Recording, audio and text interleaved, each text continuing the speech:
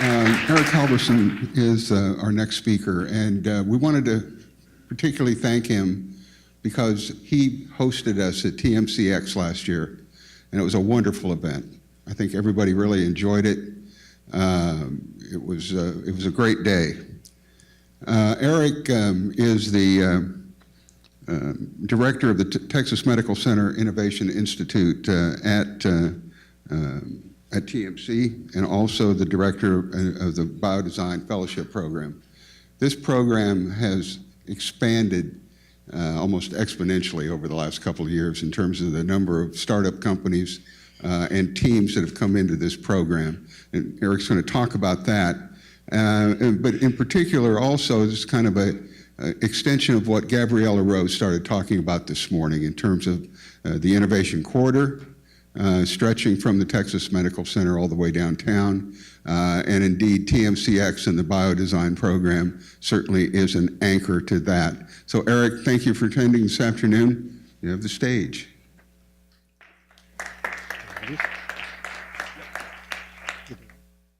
Thank you all very much for having me. I got to figure out where to stand here. Rebecca is less of an imposing figure in terms of blocking the visual view than I am up here. So thank you guys for inviting me to come talk about the TMC Innovation Institute. Just by show of hands, how many people have been in our space over at 2450? Okay, a lot of you, great, okay. So the former Nabisco cookie factory now turned into innovation, 700,000 square foot facility. We've been doing what we're doing for about 3.5 years now, and I hope to show you some of the highlights. I'm going to talk a little bit about the BioDesign program, but before I do that, I just want to show kind of a highlight video. We just graduated 23 of our most recent medical device companies. And Rebecca was a great setup for what I do, because she was already talking about some of the key areas where Methodist is identifying innovations that they can bring in. And really what I serve, at least in part for Methodist and all the other member institutions here at the Texas Medical Center, is we're a bit of an intake valve for those external technologies. We're also increasingly available to work with internal innovators to try to develop those products and bring them to market. But as you'll see, as I talk about, we are searching the world, and our program over the last 3 years has truly become an international program, with almost 50% of the companies that we bring to our program from some other country than here. So I hope to talk to you a little bit about that. In fact, we were just meeting with Rebecca, I think it was a couple of weeks ago, sat down with her and her team as we're getting ready for the next cohort of companies, which is digital health. And we sat down and said, well, what are the things that are keeping you up at night? And luckily for her, it didn't seem like too much was keeping her up, but as you can tell from her presentation, they're really on top of sourcing innovations. But I meet with all the CIOs to try to say, what is keeping you awake at night? What are you guys looking for in terms of innovations? And as you heard, some of it's back office, some of it's front office, some of it's the cool, sexy technology like VR technology. Some of it's just about getting paid on time or more effectively. But we take those in and we use that as part of how we source companies and bring them here. Because if those companies, if it looks like innovative technology and it's on somebody's wish list here at the medical center, we know that they're likely to get traction. And I'll talk a little bit about that traction. But let me go ahead and tee up this video and you can hear from the companies rather than me about the program. This is X7. We've got 23 medical device companies, 9 of the 23 international, 5 great homegrown Texas companies, and the rest from all over the country. If you're trying to get this clinical validation, if you're trying to understand how to penetrate the US market as an international company, there's no better place than here to do that.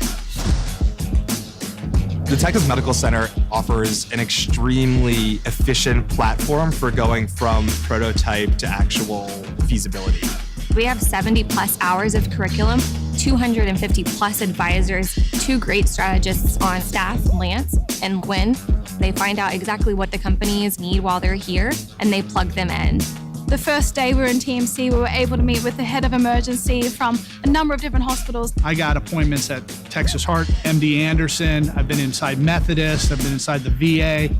The first 2 weeks here in TMCx, we were asked to do 6 different large trials. If you're going to help them help people, they want to do business with you.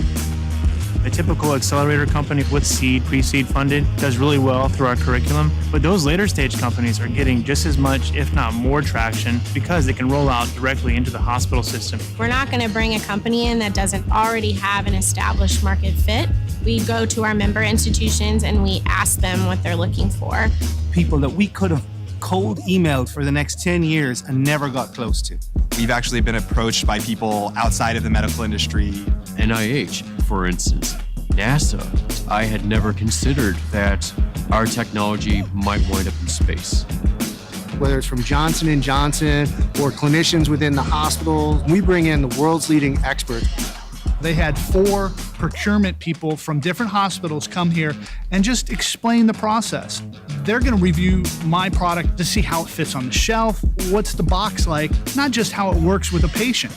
Getting someone from the FDA is an outstanding step to answer our questions and allay our concerns. The idea to bring not only capital and entrepreneurs, but also industry and the like here to Houston, that's all part of the plan. This whole building, 700,000 square feet, we're looking to turn into an innovation neighborhood. At the Center for Device Innovation, we have mills, lathes, 3D printers, access to experienced machinists, which can actually operate all of these machines. They can provide perspective. Part of the great thing about the program is, everybody's not at the same place in their development. So you've got companies that have raised 30 million plus that can offer the value of their experience. As a first-time startup owner, there's a lot of things you can do wrong. And to improve your success rate, it's better for you to learn those lessons from people who've been through it before. I think it helps that no one is actually directly competing with each other. We provide each other with introductions, with whatever resources or advice that we have. Whether it be the mentors or our peers, all of the people that we've met so far have provided us with help. And it's more than just sort of like professional advice on, how to make your company successful. They're really a great support net when you come to Houston from somewhere else and help you to get situated here and become a part of the community. These companies are graduating with 3, 4, 5, 6, 7 signed agreements in 4 months. Pilot agreements, co-development, sales, clinical trials. That's real traction in a very short period of time. We think Houston, if it's not already, it's very quickly on its way to becoming the epicenter for medical device innovation. The capital is coming, the startup companies are coming. This is a very robust and rapidly growing ecosystem, and it shows no signs of stopping anytime soon. All right. So first I want to apologize. I just said Rebecca 5 times. I was referring to Roberta Schwartz. The problem is the 2 main CIOs that I deal with in town here, Rebecca Call from MD Anderson and Roberta, and I just flipped the names, but I apologize for that. So getting into just kind of a little bit of the overview, so the obligatory how big are we slide to show. The Texas Medical Center is the biggest medical center, really kind of a medical city. I came from Boston where I spent 15 years building startup companies and early stage investment funds and thought in my sort of Boston way, although I wasn't born there, that was the center of the healthcare universe. And there's certainly things that are in Boston or in Silicon Valley that we don't have in Houston, but that are accelerating even since I've been here for 3 years. But if you took all of the hospitals in Boston and linked them all together, that would be 1/2 the size of the Texas Medical Center. It's really remarkable. And when you think about the now nearly 10,000 patient beds that we have here, and you deal with Stanford and their affiliated hospitals, and theirs is about 500. So just scale-wise, it allows for a very robust environment for research and innovation that's occurring here, or for startup companies that we identify in early stage technology that we're now bringing here as well. So the cohort that we just graduated, was our medical device cohort. We run 2 programs a year in innovation, one in medical device, which just graduated in November. The next one is in digital health, which starts in February. We just sent out our acceptance letters last week. And what you can see here, and I'm not going to go through all of this, but you've got orthopedic technologies, you've got ear technologies, you've got ophthalmic technologies, you've got GI and general surgery, metabolic, you've got rehabilitation technology. It is a broad range, cardiovascular and the like. And these companies have been very successful when they're here, connecting with key opinion leaders, the clinicians. There's 116,000 medical employees here, doctors, nurses, specialists, generalists, inpatient, outpatient. And again, that really robust environment for being able to connect with and test out their products. The program itself is basically a 4-month program, a little bit less. We start off with a 3-week boot camp all day, every day, where we embed the companies in curriculum. You heard on the video, some of that curriculum is technical, some of it's business, some of it's the people in the hospitals who do budgeting and procurement. And I tell you, when they do those sessions, my entrepreneurs get super depressed. You look at them and you can just see the look on their face and they're like, man, I really should have gone like direct to consumer. Selling to hospitals is no good. But we then give them that roadmap, how to do that, how to connect with them, and so that they can budget in time for it and understand it might be a 6-month sales cycle. We also have a really great group of advisors that are part of our network. Again, clinicians, nurses, regulatory, IP. We've got over 300 advisors that give so much of their time to our program. And it's paid off. So now we've just graduated our 7th class of our Accelerator companies, which is now 111 total, raising over $230 million. We've had 3 exits. So in 3 years, 3 of those companies have already been bought for 15x plus multiples, so that's very good. And the numbers that really are telling are these customer engagements and the engagements with the advisors and clinicians. This is very different than any program anywhere in the world. Just in our last class, those companies, those 24 companies, walked out with on average 4 signed agreements each. And so think about that. In 3.5 months, for those companies to have 4 signed agreements each, when I just got done saying how hospitals don't move very quickly, that's really important for them to connect with those subject matter experts and to show their investors that they're getting traction. And that's not happening anywhere else in the world. That is a sign that we're picking good companies. But I think more importantly, it's a sign that institutions like Methodist and others here have really embraced the idea of innovation, either at the clinical level or at the administrative level. And as you saw from Roberta's talk, a lot of different technology that they're looking at and already implementing here, which is really exciting. So I won't go long, but I just wanted to mention a couple of specific ones. Articulate Labs was a company in our most recent cohort, and you probably saw Josh on there, and he was talking about having interest from NASA, and I know there's some NASA folks here as well. And he went down and gave a presentation, and it's really using neuromuscular electrical stimulation for rehab from a knee injury or from post-surgical. And he wasn't thinking about this in terms of space or NASA. And it wasn't until they did a visit and they did a tour and they met with some of the clinicians down there and the researchers. And when the astronauts come back from a long stint on the Space Center and they come back, they basically have to retrain them how to walk. And that becomes an issue, and there's a lot of slip and fall issues there. So the conversations were about, well, maybe this could be used with us, talking about co-development on that. So really exciting. And as Josh said, he never even thought about the application of that for space. Odin Technologies is also a little wearable. It's really measuring using conductance and impedance, looking at blood flow.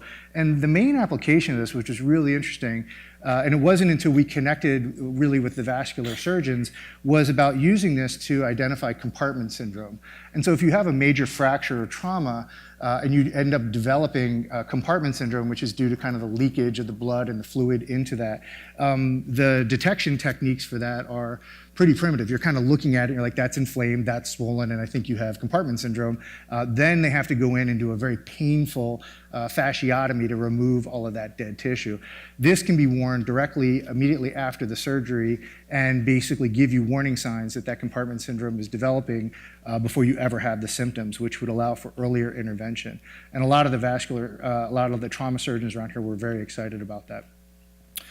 And now I'm going to tell just a little bit of the story. So this was a company that I found out at JP Morgan about a year ago. And we're out there for the TMC Venture Fund, which I represent, looking for investment opportunities, looking for companies to identify here.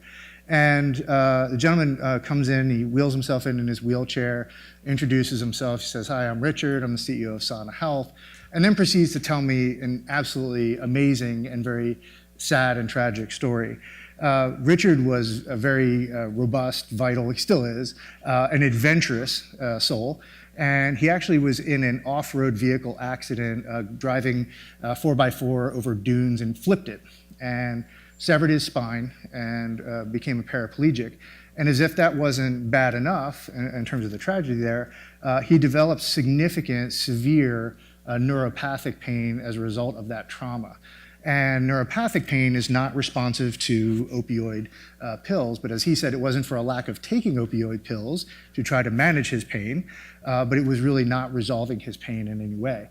That led to depression. It also led to sleep deprivation. And as he will tell you, and I'm not giving anything away, he was ready to commit suicide and was really looking for any technology he could find to modulate that pain. He is not a technological inventor. He is somebody who personally experienced that, and we see this over and over again with entrepreneurs.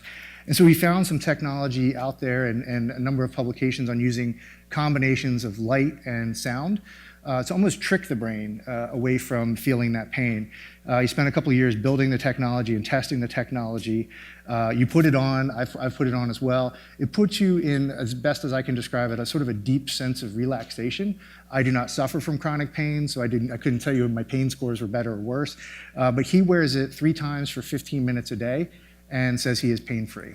Now, this device won the MedTech Innovator of the Year award, which is for the top innovative medical device company. He won it just a couple of months ago while he was in our cohort. And they are now set up to do 5 pivotal pain study trials for neuropathic pain around the country. So really exciting. These are the kinds of technologies, these are the kinds of entrepreneurs that we see, that we bring here to work with, that we think can have a major impact in our patients' lives. And I'll just close by talking a little bit about our BioDesign program, because I know there's some students here and I'm supposed to connect with some of them later. Our BioDesign program is mirrored after a program that was developed at Stanford, and it's really a process for taking really smart individuals, engineers, clinicians, coders, builders of various sorts, and we create 2 teams, medical device and digital health. It's a 1-year paid fellowship. We pay those fellows, we embed them within the clinical settings here. They do rotations at Methodist and really across the Texas Medical Center, inpatient settings, outpatient settings, surgery, cardiovascular, dental surgery, and they're able to really pursue and observe whatever they want. But they do a ton of those clinical rotation hours. The teams create lists of unmet needs for a medical device or digital health, 300 to 400 needs each. They do that all between August and December. We then work with them to pick ultimately one based on unmet need, based on market, competitive advantage. Between January and August, they build the prototypes, I start the company, and then we rotate the company, comes right into our Accelerator program when they're done. Our companies to date have been we've been very successful at even generating companies out of this. Company Intuitap out of our first class, they sort of self-describe as a stud finder for your spine. So a new way of actually doing spinal taps that use pressure sensors to be able to identify the intervertebral space, as well as pressure sensors in terms of how deep to make that injection. Alleviant is a cardiovascular company, sort of a fast follower for some other products in clinical development, creating a hole between the septum, relieving left atrial pressure for heart failure. And then our 2 most recent ones, Ictero Medical, a catheter-based treatment for gallbladder disease, and Vast Biome, a digital health company mining microbiome data to develop new therapeutics. All these companies have officially launched out of our BioDesign program. They've been successful at raising money and so on. So we're very excited to see them continue to evolve. And then I'll just put in one last plug for the BioDesign for anybody here who's interested. Our applications are open. We're going to be recruiting for our next class. Those applications are due. The deadline is in December, and we look forward to bringing our next class of fellows. And I look forward to announcing our next class of digital health here in the coming weeks as well. So thank you all very much for having me. Thank you, Pumps and Pipes, for another great show. Thank you, guys.